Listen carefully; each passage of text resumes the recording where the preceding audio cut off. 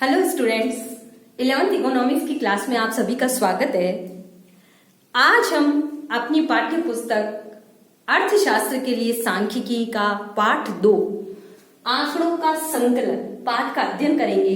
इससे पहले वाले वीडियो में हम पढ़ चुके हैं आंकड़े क्या होते हैं, इनको कैसे परिभाषित किया जाता है, आंकड़े अर्थशास्त्र के लिए क्यों महत्वपूर्ण है, इनकी क्या सीमाएं हैं या हमारे अर्थशास्त्र में आंकड़ों की क्या उपयोगिता है।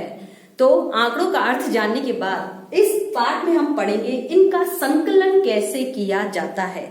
देखिए, आंकड़ों के संकलन के 2 स्रोत हैं हमारे पास, प्राथमिक स्रोत और दूसरा है द्वितीयक स्रोत। प्राथमिक स्रोत जहां से हमें पहली बार आंकड़े मिल रहे होते हैं। द्वितीयक स्रोत में कुछ संस्थाएं या कंपनियां पहले से ही आंकड़ों को संकलित रखती है और हम अपने उद्देश्य के लिए जब उन आंकड़ों का प्रयोग करते हैं तो वे कहलाते हैं द्वितीयक स्रोत। उदाहरण के लिए, जैसे अभी बहुत अधिक कोविड जो महामारी है फैल रही है, यदि मैं जानना चाहती हूँ कि कोविड के कितने मरीज अभी हैं, कितने अस्पताल में इससे पीड़ित चल रहे हैं, कितने व्यक्ति मृत्यु हो चुकी है कोविड से, या कितने व्यक्ति अभी भी इससे पीड़ित हैं और कितने व्यक्ति इससे ठीक हो चुके हैं, यदि मैं पहली बार जाकर ये आंकड़े कहीं से लेकर आ रही हूं तो वो कहलाएगा मेरा प्राथमिक स्रोत। और यदि मैं कृषि उत्पादन के बारे में कोई जानकारी करना चाहती हूँ या मेरी कक्षा की क्या स्थिति चल रही है पढ़ाई के लिए और उसके लिए यदि कोई जानकारी विद्यालय की जो प्रोग्रेस रिपोर्ट आई है उनसे ले रही हूं तो वो कहलाएगा मेरा द्वितीयक स्रोत। तो आंकड़ों के संकलन के सोर्स के आधार पर 2 है, प्राथमिक स्रोत और दूसरा है द्वितीयक स्रोत। 2 सोर्स होते हैं इसके, प्राथमिक और द्वितीयक स्रोत। देखिए, जब स्रोत 2 है तो उसके आधार पर हम अपने डेटा के भी क्या करते हैं, 2 प्रकार कर लेते हैं। जो आंकड़े हैं उनके सोर्स के आधार पर, उनके कलेक्शन के सोर्स के आधार पर हम उनको 2 भागों में बांट लेते हैं। एक होते हैं प्राथमिक आंकड़े और दूसरे होते हैं द्वितीयक आंकड़े। इनसे जो आंकड़े प्राप्त होते हैं उनको हम कहते हैं प्राथमिक आंकड़े या प्राइमरी डेटा, और इसको हम कहते हैं, इन सोर्स से जो आंकड़े प्राप्त होते हैं, द्वितीयक आंकड़े या सेकेंडरी डेटा। इंग्लिश में कहेंगे इनको सेकेंडरी डेटा और इनको कहते हैं प्राइमरी डेटा। देखिए, अभी हमने आपको एक उदाहरण दिया, इसी प्रकार ठीक यदि मैं गरीबी, बेरोजगारी, इनसे रिलेटेड कोई आंकड़े प्राप्त करना चाह रही हूँ जो पहले से ही किन्हीं किताबों में लिखे हुए हैं या पहले से ही किसी संस्था के द्वारा उनका प्रकाशन हो चुका है, अपने उद्देश्य के लिए यदि मैं उन आंकड़ों का प्रयोग करती हूँ तो वे आंकड़े मेरे सेकेंडरी सोर्स से या द्वितीयक स्रोत से माने जाएंगे और इस आधार पर जो आंकड़ों का संकलन होगा वो होंगे द्वितीयक आंकड़े। और प्रारंभिक सोर्स, जब पहली बार आंकड़े इकट्ठे किए जाते हैं, जैसे हमारे देश में हर 10 वर्ष बाद जनगणना कार्य किया जाता है, जैसे अब 2011 के बाद 2021 की जनगणना कार्य होगा। इसके लिए हमारे जो आंकड़े एकत्रित करने वाले व्यक्ति या संस्थाएं हैं, जो भी एजेंसियां या सरकारी संस्थाएं इसके लिए कार्य करेगी, वो घर घर जाकर व्यक्तियों की संख्या काउंट करेगी और उनसे रिलेटेड अन्य जानकारी भी प्राप्त करती है। तो इस आधार पर जो आंकड़े एकत्रित किए जाते हैं उनको हम कहते हैं प्राथमिक आंकड़े और प्राथमिक स्रोत से प्राप्त होते हैं, मतलब पहली बार इन्हें किसी व्यक्ति या संस्था द्वारा हम कलेक्ट करते हैं। तो प्राथमिक आंकड़ों की यदि हमें परिभाषा करनी हो तो हम क्या कर सकते हैं। देखिए, प्राथमिक आंकड़े वे आंकड़े हैं जो अर्थव्यवस्था में पहली बार अनुसंधानकर्ता अपने उद्देश्य के लिए प्राप्त करता है। ये आंकड़े अर्थव्यवस्था में पहली बार संकलित किए जाते हैं। अनुसंधानकर्ता अपने उद्देश्य के अनुरूप अनुसंधान क्षेत्र में जाता है और वहां से ये आंकड़े एकत्रित करने का कार्य करता है। जैसे मुझे सन 2020 का चावल उत्पादन जानना हो तो जिन क्षेत्रों में चावल उत्पादन हुआ है, पहले मैं उन क्षेत्रों की जानकारी प्राप्त करके वहां इसके लिए कौन सा खेत बना हुआ है, उसके किसान से जाकर संपर्क करके उसकी फसल जो चावल उत्पादन की है उसके बारे में जानकारी प्राप्त करूंगी और उससे रिलेटेड जो आंकड़े इकट्ठा करूंगी तो वो कहलाएंगे मेरे प्राथमिक आंकड़े। तो प्राथमिक आंकड़ों को यदि मुझे परिभाषित करना हो तो मैं कह सकती हूँ कि प्राथमिक आंकड़े वे आंकड़े हैं जो अर्थव्यवस्था में पहली बार इकट्ठा किए जाते हैं और अनुसंधानकर्ता स्वयं अपने उद्देश्य की पूर्ति के लिए अपने संवाददाताओं से या स्वयं जाकर या जो उस घटना के साक्षी या गवाह हैं उनसे ये आंकड़े इकट्ठे कर सकता है। जो द्वितीयक आंकड़े, ये वे आंकड़े होते हैं जिन्हें अनुसंधानकर्ता अपने उद्देश्य के लिए पहले से एकत्र की हुई संस्थाओं या जो भी एजेंसियां हमारी उनके द्वारा कोई आंकड़े संकलित कर रखे हैं और हम अपने उद्देश्य के लिए यदि उन आंकड़ों का प्रयोग करते हैं तो उसको हम कहते हैं द्वितीयक आंकड़े। तो प्राथमिक आंकड़े पहली बार इकट्ठा किए जाते हैं। द्वितीयक आंकड़े जो पहले से ही अर्थव्यवस्था में कहीं ना कहीं मौखिक लिखित रूप में मौजूद होते हैं या अप्रकाशित रूप में मौजूद होते हैं और हम अपने उद्देश्य के लिए यदि उनका प्रयोग कर रहे हैं तो उसको हम कहते हैं द्वितीयक आंकड़े। जैसे हमारी जो नगर पालिकाएं जन्म और मृत्यु से रिलेटेड आंकड़ों का समय समय पर प्रकाशन करती है और उन आंकड़ों को इकट्ठा करने का कार्य भी करती है। यदि मुझे जन्म दर मृत्यु दर की तुलना करनी हो और यदि मैं वहां जाऊं और उन आंकड़ों को कलेक्ट करके अपने अनुसंधान के लिए उनका प्रयोग करूं तो वो कहलाएंगे मेरे द्वितीयक आंकड़े। तो प्राथमिक आंकड़े पहली बार अर्थव्यवस्था में अनुसंधानकर्ता अपने उद्देश्य के लिए एकत्रित करता है। द्वितीयक आंकड़े पहले से ही अर्थव्यवस्था में मौजूद होते हैं और हम अपने उद्देश्य के लिए इनका प्रयोग करते हैं।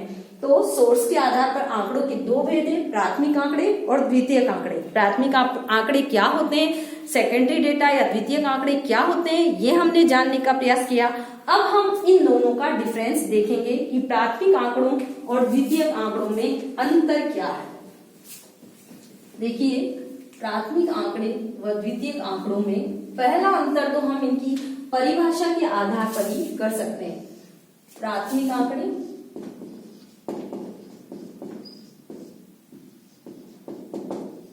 और अंतर क्या है, डिफरेंस द्वितीयक आंकड़े। द्वितीयक आंकड़े पहला अंतर तो हम इनकी परिभाषा के आधार पर ही कर सकते हैं कि अनुसंधानकर्ता द्वारा ये पहली बार इकट्ठा किए जाते हैं। प्राथमिक आंकड़े पहली बार अर्थव्यवस्था में इकट्ठा होते हैं, पहली बार अनुसंधानकर्ता द्वारा इकट्ठा किए जाते हैं।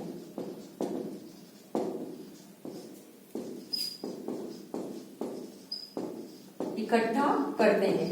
दूसरा अंतर यदि मैं कहूं, दूसरा अंतर करने से पहले द्वितीयक आंकड़ों के लिए हम बात कर ले तो हम कहेंगे ये पहले से ही मौजूद होते हैं, अर्थव्यवस्था में पहले से मौजूद होते हैं, अर्थव्यवस्था में पहले से विद्यमान।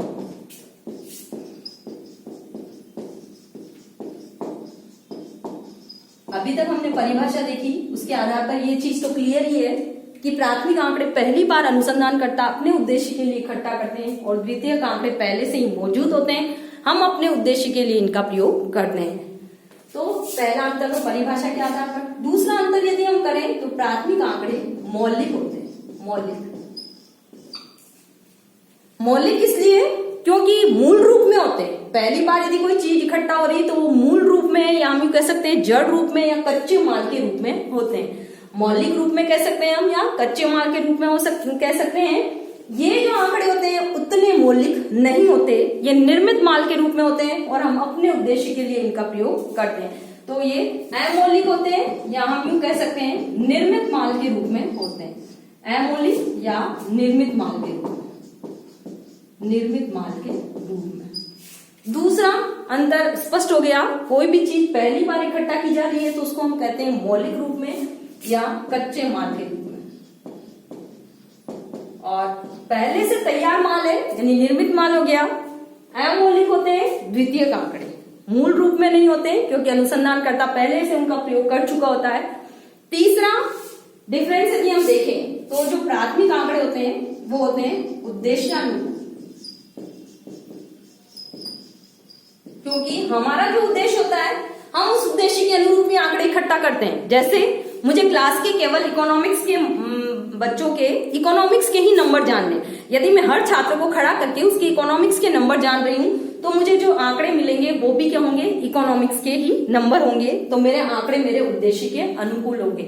लेकिन सेकेंडरी डेटा पहले से किसी व्यक्ति या संस्था के द्वारा इकट्ठा किए हुए होते हैं तो हमें अपने उद्देश्य के अनुरूप इनमें थोड़ा बहुत परिवर्तन करने की जरूरत होती है।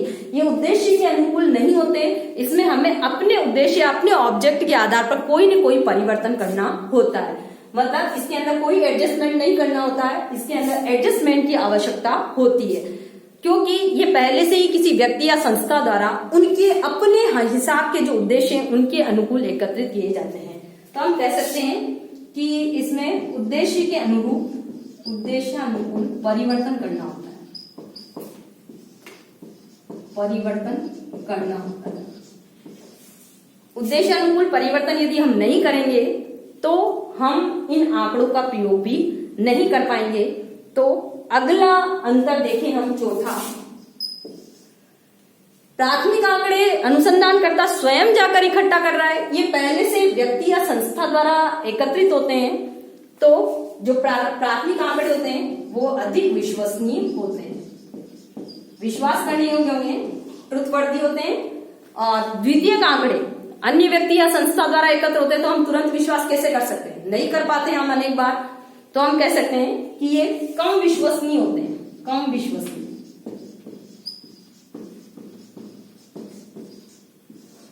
फिर देखिए शुद्धता के आधार पर भी हम इनका डिफरेंस कर सकते हैं।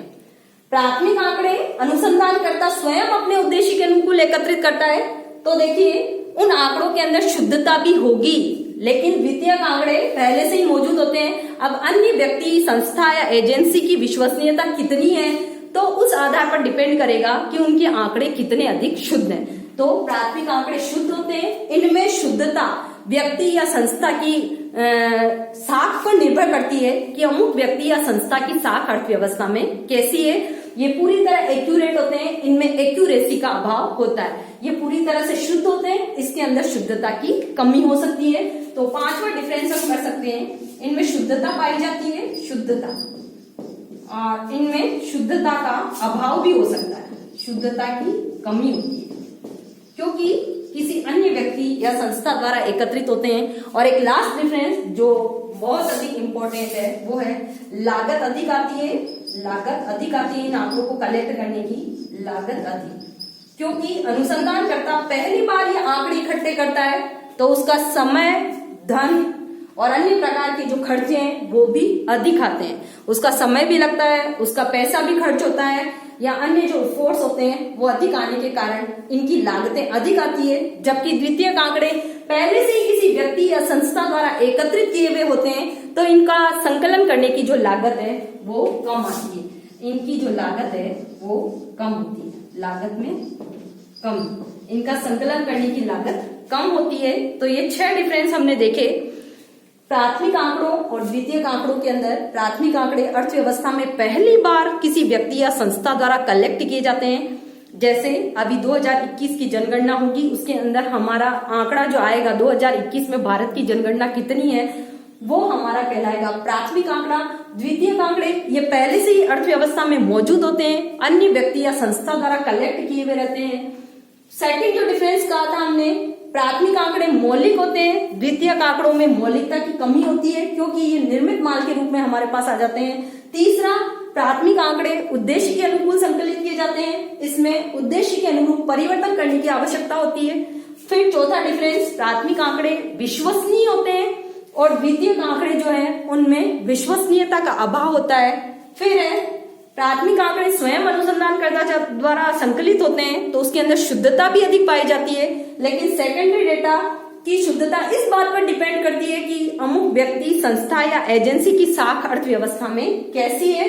फिर लास्ट डिफरेंस, लागत के आधार पर हम कह सकते हैं कि इसके अंदर समय, धन और श्रम तीनों ही अधिक लगते हैं। जो प्राथमिक आंकड़े हैं उनको इकट्ठा करने में समय, धन और श्रम तीनों की ही अधिक जरूरत होती है, और जो द्वितीयक आंकड़े हैं उनको हम अपेक्षाकृत कम समय, धन और श्रम में भी प्राप्त कर सकते हैं। आज के वीडियो में इतना ही। प्राथमिक और द्वितीयक आंकड़े क्या होते हैं, इनमें क्या डिफरेंसेस हैं, प्राथमिक और द्वितीयक आंकड़ों में क्या अंतर है, आप अपनी कॉपी में लिखेंगे। अगर आपको कोई परेशानी है तो मुझे मेरे व्हाट्सएप नंबर पर कॉल करें। धन्यवाद।